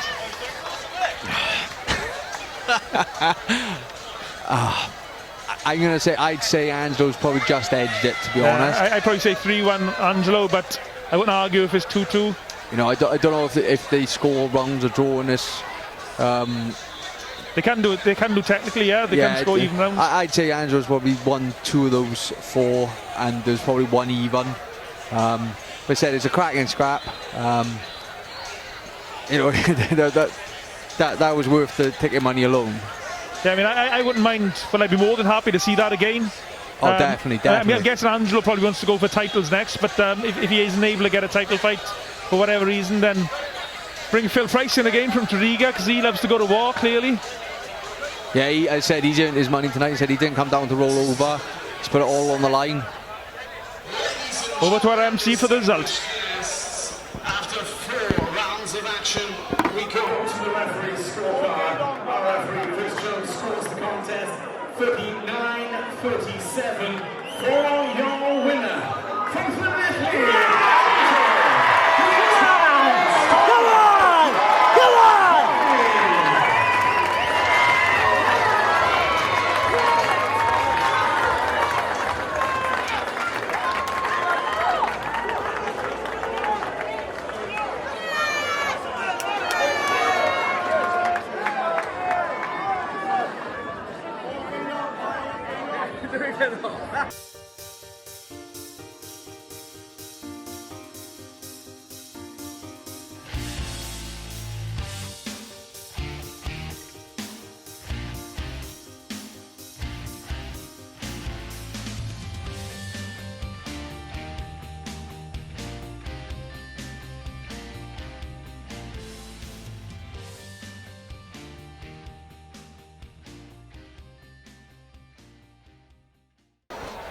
just having a slight break in the action here before our final contest of the evening. So just joined by Showbox promoter Kieran Gething. First off, Ciaran, brilliant shows tonight, mate. I know, no doubt, it's been very stressful. I know some of the things that's been going on behind the scenes. There's probably a lot more things going on that I'm not aware about. But it's been a cracking show. The atmosphere is brilliant. All the fighters have, well, done their job and put on cracking shows on, cracking fights on with some knockouts. The last fight was one of the best small all fights I've watched in a very long time. You've got to be a pleased man. Yeah, very much so. I mean, you commentated on our one in Abergavenny when we had Ethan George in a 4-round war. Again, we've had another 4-round war there. And I can't stop smiling. I've enjoyed it so much, that one. So I put that one together. But you're not like secretly putting something in the water in the change room to make the fighters even more nasty. No, that was not something I do. No, he's absolutely excellent. Angelo had a little injury, I think, after the first round. But you wouldn't have told all the way through. Stoppage almost came in the last round, but Phil was there throwing bombs himself all the way through. It was excellent fight. And as you said, the whole show has been. We've had a knockout at cruiserweight, knockout at heavyweight, a really measured performance where someone's going to be boxing for titles next. A fantastic small little show we just had as well, and we've got another Irish would-be champion coming up after the interval now. But going forward, it bodes well for what we want to do in Llanelli. It's not just these guys who have boxed today. There's another maybe 4 or 5 guys. We're going to mention Leon Haynes, who's going to be turning over pro with Legacy Boxing Management at Shadow Box. Ethan George is going to be making an appearance after his issues are fixed on this one. Hopefully we'll have Angelo out again if his injury isn't too bad. And the Swansea lot again. You know, it'll be an even bigger, better event. Just Ethan George, who's meant to be boxing tonight. What can you tell us about that fight and why it didn't happen? It was basically administration error. They thought the medical was due X and it was due Y. Not really anyone's fault. Maybe wasn't putting on the button enough with it, but the job's been done now, so it's all fixed ready for next time. And Mark Davis is also meant to box tonight. That fight fell through right to literally the last minute. What can you tell us about that? Just a really poor showing from the alleged opponent. We tried getting, we did get someone sorted last minute, but due to the regulations and the administration from the board, the fight wasn't allowed to happen. So big sympathies to Mark Davis. He's so passionate about boxing, such a good boxer, and we will be looking to try and get him out closer to home now, and hopefully he can we'll get even more people here. He's brought people here even though he's not fighting. He's that influential in his area, and we hope to give him the opportunities that he deserves. And what's your next plans for your next promotions? And you've had 2 promotions quite close together, time-wise. What's the plans going forward? Yeah, we're going to be looking now at either Swansea or Llanelli again. Then we are still looking at Deeside in North Wales for a show, and then Cardiff as well. We're looking at that area too, all within the next 4 months or so. So we are going to be very busy, but there's enough fighters in Wales to keep us busy. And I've been saying for a very long time, and also quite a few other people who do this social media work within Welsh boxing, that West Wales boxing is a bit of an untapped market. Fantastically so. I mean, look at the crowd here tonight. These guys travel to Cardiff and still bring the same numbers. There's no reason we can't do more of it in West Wales. With Richie, who's part of the team, live in this area, it makes a lot of sense to bring it here. And we've got Angelo, we've got Ethan, we've got Leon, we've got Ben Crocker, Josh KAIGHIN, Moses Jolly. We've got another fantastic show, I've just said right there. And 3 or 4 of them ready for titles, a couple of them ready for 50-50s, and then 1 or 2 you're looking to build up, so the right mix of a show. And Ben Crocker, who boxed earlier this evening, that was a really good fight. I thought it was a really good performance by Ben against a really tough guy who's a lot better than his record suggests. Agreed, definitely. And as we said all the way through it, it was a measured performance. When we're looking for him to kick on from now. He's been a spit-stop start with COVID, with injuries, but there's no reason he can't be having title fights in the next one as long as the opponents are eager for it as well. And Moses Jolly, another exciting performance from Moses. He's very charismatic, doesn't he? Interacts very well with the fans. We had Dorian Darch here doing the commentary. I know the plan is, there's no secret, the plan is for Dorian to get his licence back and hopefully those two fight for a Welsh title. I mean, how far off is that? I don't think it's far off at all. As long as everything goes okay with the board and Dorian gets back in the position where he can get in the ring, he'll be stepping in to brush the cobwebs off, if you like, try and get a solid opponent, and then he'll be stepping up, looking to fight for the heavyweight title for the first time in 30 years, I believe. So it's exciting times for Welsh boxing, and me personally, that is the fight I want to promote. I need a heavyweight title fight in my life. Okay, so back to the action.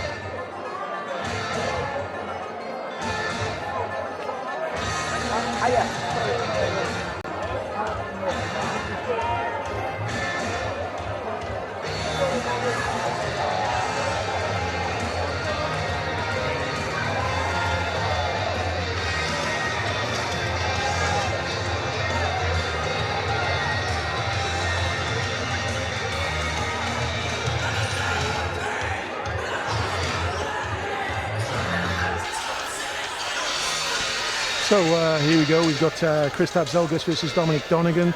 Any idea where Donegan's from with our introduction, Kieran? Well, he's either lost his leg or he's from Ireland. I know he's Scottish. I'm sure he's Scottish. So Team Donegan just taking off his top, and you can see he's in great shape. KRISTAPS in the blue corner here. KRISTAPS ZULGIS, he's he's not a bad fighter. You can see he's coming in shape. He's actually got 4 knockouts on his record. Yeah, with a record like that, obviously you've got to be very careful. Some journeymen, they, as I've said many times, you sense a bit of blood in the water and they'll go for it. You see a lot of them kind of leaning on the ropes, bouncing off and throwing a big left hook. Nobody wants to get caught with that type of thing. So, obviously Donegan's going to have to be crossing the T's and dotting the I's. Definitely. These have met before. They've met in Belfast in 2019, so this is the second time they've shared the ring. But Dominic is looking to step up to title level next, so he should really be trying to put a statement down here now. Yeah, ZULGIS firing back with a jab. He's not shy there. Donegan obviously trying to force the pace, and he's measuring him with the right there as well. But ZULGIS just steps out of the pocket and doesn't then get that shot off. ZULGIS just dipping in as well and making sure that he pushes that jab of Donegan away. Snappy jab Donegan, but he fires it from the waist. Yeah. What I'd be looking for ZULGIS to do is perhaps parry it down over the right hand. Parry it down, throw that right hand over the top, and perhaps get something. Big left hand by Donegan, and ZULGIS comes back with a right with his own, followed by a left hook. Yeah. Nice jab again. Donegan just dominating behind the jab, and a nice right hand over the top, following double left. Yeah, you hope there's a bit of thought to these jabs. Something coming up that he's trying to set up after it. Yeah, Donegan diving in there with a big left hook, but both feet off the floor there. Even if it contacted it, it might have looked good, but I'm not sure there'd been too much power behind that. And ZULGIS using the ring very well, just making sure that Donegan never gets to set his feet properly, I think. Yeah, definitely. He's looking busy enough. He maybe needs to pop his jab out a little bit more often, but as the range shortens, you'll tend to think that maybe KRISTAPS is going to be happier at that shorter range. KRISTAPS just moving side to side. Donegan just dominating behind the jab again. That's 3, 4, 5 jabs now for Donegan as he looks to set up a right. He's closing the ring off well though, isn't he? Yeah, definitely. He's stepping across to his left, lovely. That's where he wants him to go, is to his right hand side, so he can get that right hand off. But he's just not found a home for it quite yet. But it is only the first round settling in. Referee splits him up, a little bit of a messy entanglement there, and Donegan's back on the jab again. KRISTAPS looking to just get the left right off, but a bit of ineffective work there, because Donegan's head movement's not bad either, is it? No, he's he could come down the levels a little bit more often, I'd say, but at the moment he's just dominating. There's no question about that right now. You just hope that KRISTAPS is going to close the range down. Left and rights hooks nice there, from Donegan, but slapping a little bit, and then KRISTAPS keeps him honest with a big sweeping shot. Better shots there from Donegan though. Yeah, his weight seems to be settling a little bit now. Donegan back on the jab, little touch with the right. Maybe looking to set something up, get his range. This is where he needs to be looking for something to be throwing. He can't just pour and pour and pour. He's got to be looking for a certain combination after that jab. 10 seconds left in this round. Big right hand by ZULGIS goes sailing over the head of Donegan, and that's the end of the round. Clearly dominated by Donegan. What could he do differently, Kieran? I think he just needs to have a little bit more thought rather than trying to load up with a big one. He might be out in the back of his mind trying to make a statement here, but you can't be setting big shots up every punch. You've just got to be tap, and then look for something, Yeah, definitely. I mean, unless you set those shots up properly, it's going to be difficult to get off against a seasoned campaigner like ZULGIS. Although, saying that, 45 losses, 9 of them by KO. You see a lot of journeymen like Christian Late, very, very difficult to stop. ZULGIS, not impossible to stop. He's been stopped in 1 in 5 of his contests, so it will be within Donegan's remit to do it, wouldn't it? Yeah, but you can't go looking for that stoppage. That's what we're all taught as amateurs. You think you're going to knock him out, it never happens. So you've got to be trying to set it up first. Yeah. But of course, it is important that if you do catch somebody in maybe the first or second round, that you might want to jump all over them. Yeah, you'd think so.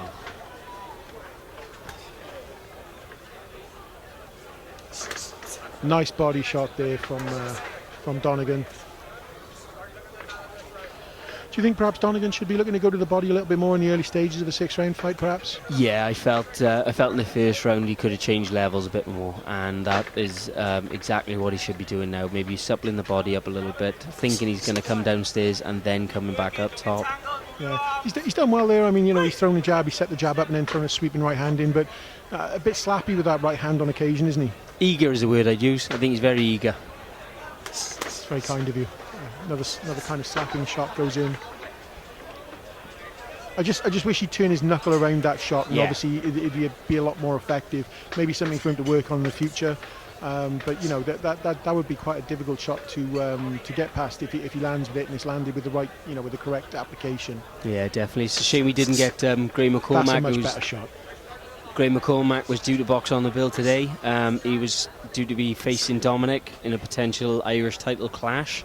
That would have been a great situation to have them both on the same show and see what they're both made of. But it is definitely going to be a bit of a war when those two clash later in the year. Zulgis throwing a few jabs of his own out there. He's looking to step onto the front foot a little bit more. Donegan just making sure that he's honest with a couple of feints and then a very solid left jab. Decent left jab all the way through this from Donegan, and he varies the angle there and just punishes Zulgis again, but just from a different angle with that jab.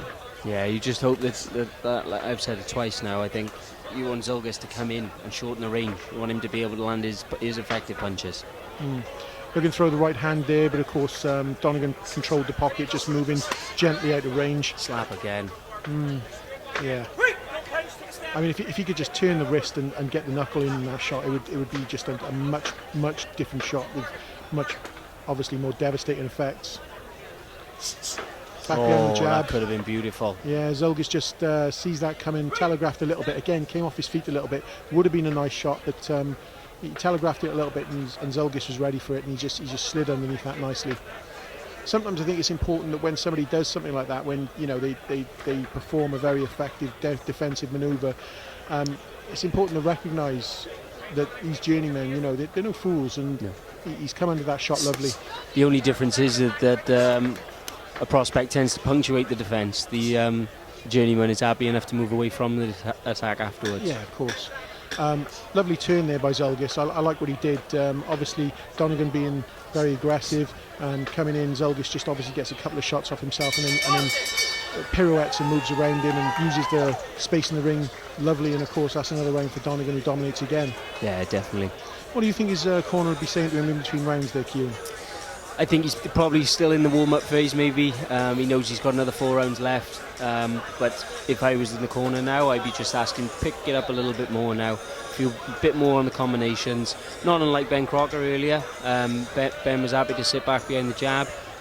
But then when he knew it was time to step it up, that was when the handfuls of combinations started coming in. So I'd like to see that from Donegan now.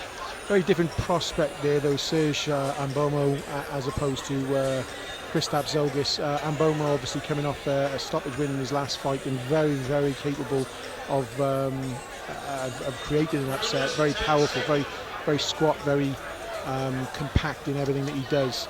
But Zulgis perhaps not as dangerous, yeah? No. Serge AMBOMO is definitely a different kettle of fish to Zulgis, but... Different gravy. Yeah. I'm a fat guy, I like gravy. Oh, lovely right hand there from Donegan. Settles in that behind the jab, and it's a much better shot there. This looks nicer. He's a little bit more alive now. Zulgis keeps him honest, though, with a nice jab on his way in, ties him up, makes sure that he can't work effectively. Nice jab from Donegan. Good jab. Looking to just get the range with that right. He's tapping that right. He needs to be throwing something after it the third time. Yeah, if he's going to find the range with that right, then you know it's important he gets his shots off afterwards. But again, Zulgis no fool, and he's trying to control the pocket and make sure that he's not effective at that range, isn't he? Yeah, he's stepping away at the right time, breaking the rhythm of Donegan, going backwards, which is a difficult thing to do. Another nice job from Donegan. He's having to overreach a little bit to get those shots off. He's on the inside now, and ZULGIS just ties him up, and ZULGIS walking him back to the ropes to create a bit of space to work from. Nice work. Perhaps giving a little bit too much of the ring up. Yeah, I'd say so. Nice right hand there again from Donegan.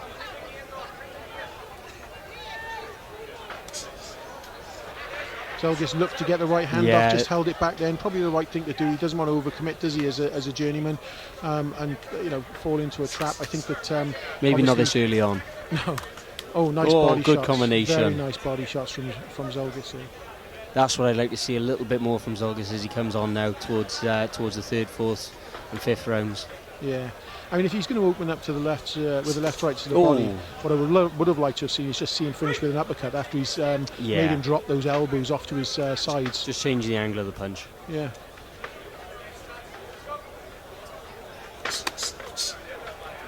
Nice left right. And ZULGIS goes to the body. Another nice shot again. Heating up a little bit now. Now that range is shortening.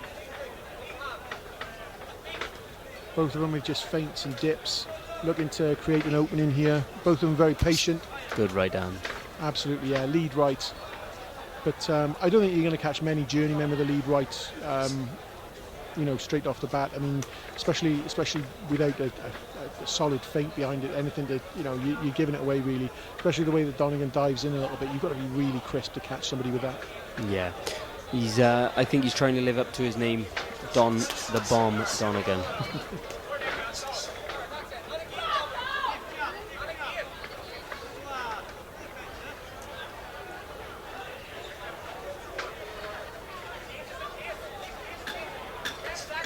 10 seconds left in the round. Exchanging jabs at the end there. Much more even round, but I still say Donegan's got this one. Oh, absolutely, yeah. Absolutely.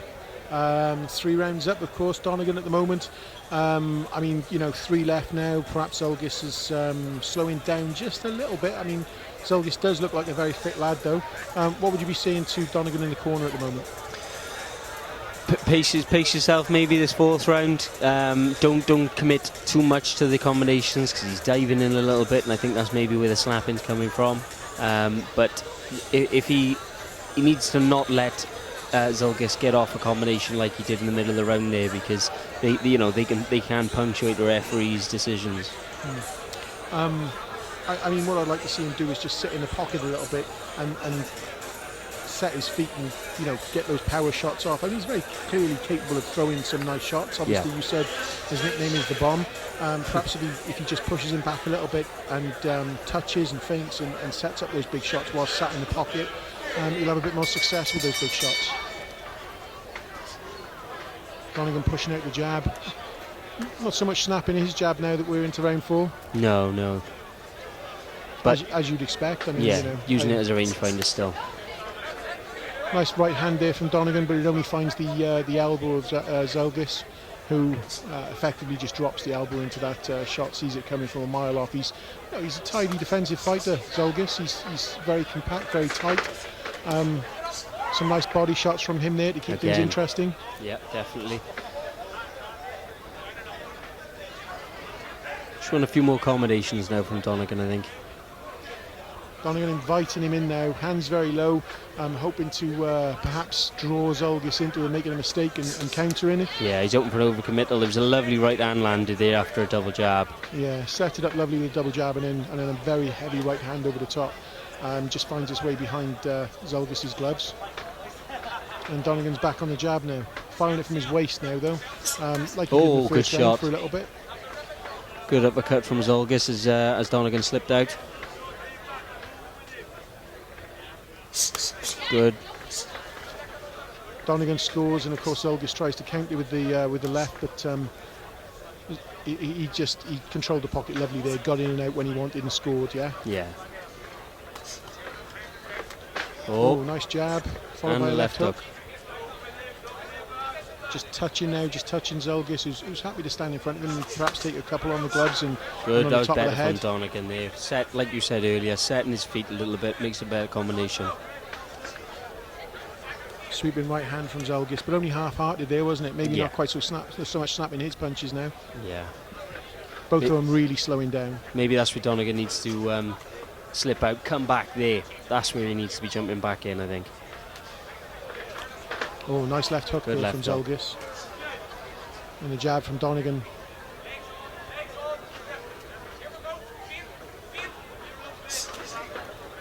Calls from Donegan's corner for him to feint and set those shots up.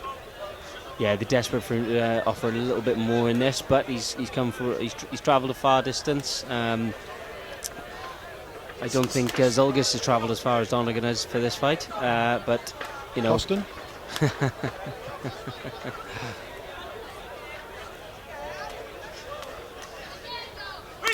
ZULGIS scoring with just some glancing shots there. Donegan using his head just to sway out of the way of him. He did get clipped just a little bit, but no noticeable effect from that. Nice jab there from ZULGIS as well. Just clips him with the jab as well, and you can see that he's looking to be a bit more active towards the end of this round. Yeah, I think this is ZULGIS' best, most established round. Nice to see him pick this pace up again, maybe towards the end of it. Lovely left hook there from Donegan though to finish the round, and another round for Donegan. That's 4 rounds to Donegan going into the 5th and 6th. So how are we feeling about our joint promotion in Llanelli? You and Mo Pryor? Yeah. You know, it's fantastic that Mo's still interested in Welsh boxing. It's very important that guys like him stay interested. I mean, you know, he's got a lot of guys on his books, a few girls as well, some very talented females on his books as well. But boxing certainly in Swansea and Llanelli is thriving. I've got some guys coming through myself who I hope to see on these shows very shortly. We're talking about Willie Gilheany in particular, who's a fantastic talent, multiple Welsh title winner. You know, he's British level in the amateurs and beyond, and I'm hoping he can turn that over into the pros. His style is definitely more suited to the pros. He's just sat behind me, Willie Gilheany, fantastic prospect. And of course Ashley Johnson, who's a fantastic girl. She's got a K1 and a kind of kickboxing MMA background, but she's going to be fantastic, and we'll see them in the Swansea and Llanelli show soon. We're moving back into round 5 now, and Donegan back behind the jab and looking to make something happen. Just a few feints, just flicking touching. that jab out right at the start of the round. Sets the pace for the round, doesn't it? Oh, absolutely, yeah, absolutely.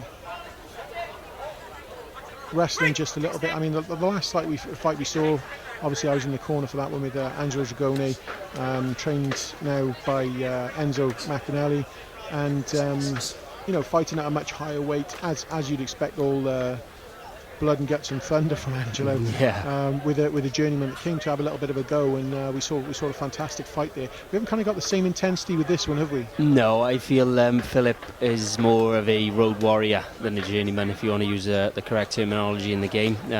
He came there to have a real go tonight, and it was fantastic seeing such a really, really entertaining 4-round bout on a small little show with two Welsh fellas going for it. Yeah, certainly. I mean, you know, he was a big crowd pleaser, fantastically entertaining, and that's really what people come to see. Good combinations from both fighters there. Yeah, I feel that if that shot from Donegan, if that left hook had landed, then perhaps ZULGIS might have had a few problems there. Massively sweeping left hook after a couple of shots, and great score. ZULGIS scores himself there, and things are getting a bit tasty on the inside now, aren't they? Yeah, definitely. He's trying that left hook. He's maybe an inch or two off with it, but as this range is coming closer, lovely right hand. Nice right hand to the body. I think perhaps that might have caught Donegan, and I'm not going to say it hurt him, but it woke him up a little bit, didn't it? It just sapped a little bit out of him. Nice right hand from Donegan. ZULGIS takes that shot, throws one himself, and just spins off, creates a bit of space for himself. Looks like he's breathing a little bit heavy there now, Richie. Yeah, both of them breathing quite heavily, you know. I'm certainly not going to describe either of them as ragged, but certainly the energy levels are nowhere near, as you wouldn't expect them to be, what they were at the start, when they were both very, very crisp, very sharp shots. Good right hand. Yeah, he threw that over the top with quite a lazy jab from Donegan there. That's where you've got to be careful of, isn't it? Yeah, definitely. Can't be complacent now last couple of rounds. Good right hand to the body. Yeah, he finds his way behind the elbow this time, and ZULGIS definitely felt that one, I think.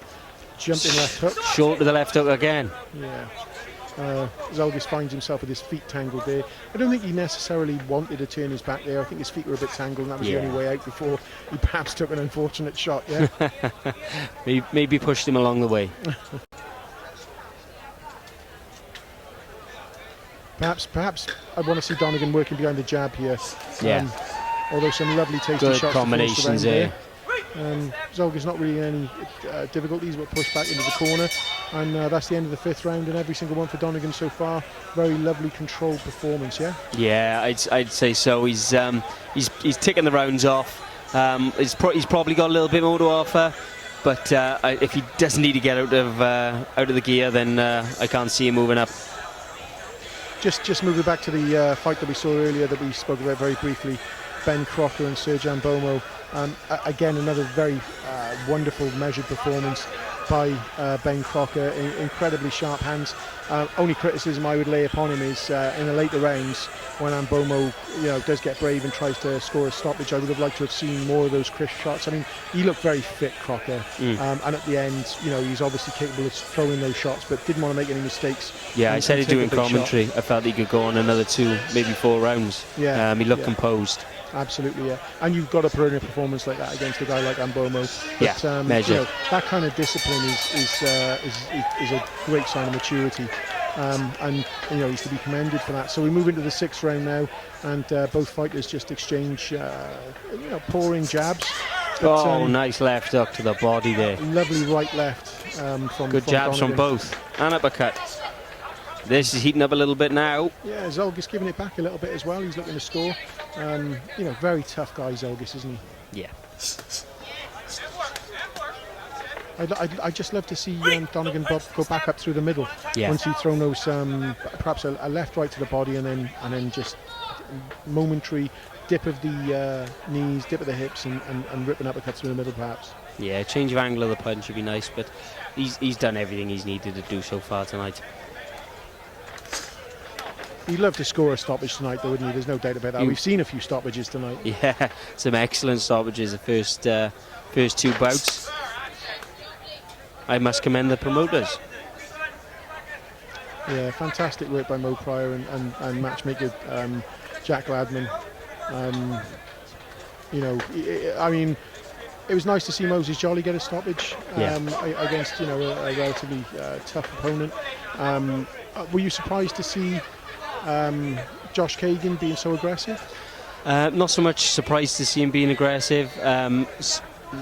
I expected that one to be a really good bout. When you come in for your debut, you're obviously eager. Even if you're going out on the road, you tend to be a little bit eager. And Josh wanted to put on a performance for being so close to home, closest he has boxed, I believe. You expected a barnstormer there. I didn't expect a 1st round knockout. No, I don't think anybody did really, and especially his opponent. Although his opponent's boxing history is somewhat limited, as an MMA fighter, he had a 20-30 fight record with a 50-50 win-loss ratio, which obviously shows that he's a guy that likes to come and have a go. But KAIGHIN just too much for him. Yeah, definitely. Nice right hand by Zolgis to the body there. Some good combinations being traded. And he just times that perfectly, and Donegan obviously sells that a little bit, and Zolgis just capitalises. That little tap in lead right hand as well, you just want to see something come after it.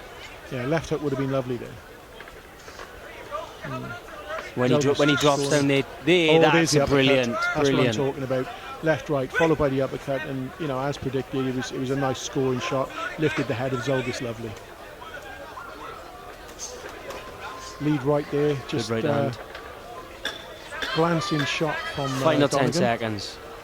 And Zolgis just ties him up, keeps him honest with a feint, and that's the end of it. And of course Donegan has won that round as well. All 6 rounds to Donegan.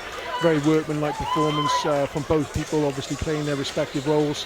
Zolgis, not putting in a bad performance at all, and keeping Donegan honest, making sure that he worked hard, making sure that he was obviously minding his P's and Q's in there. And Donegan, perhaps the flashier boxer, getting some nice shots off. It was unfortunate that the one shot that I was calling for from the beginning, he threw one of them at the end, and it was hugely effective. It's a shame if he'd thrown it from the beginning, he might have seen something a bit more spectacular than a 6-round shutout. Definitely, but that contest does bring us to an end tonight in Llanelli. So Shadowbox would like to thank everyone for watching, and goodbye. And that's us out. Thank you, guys.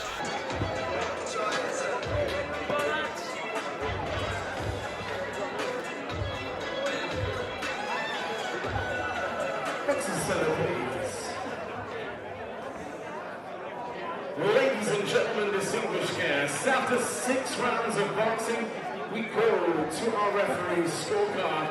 Our referee, Reese Carter, scores the contest 59-55 for your winner. From Dungan Island,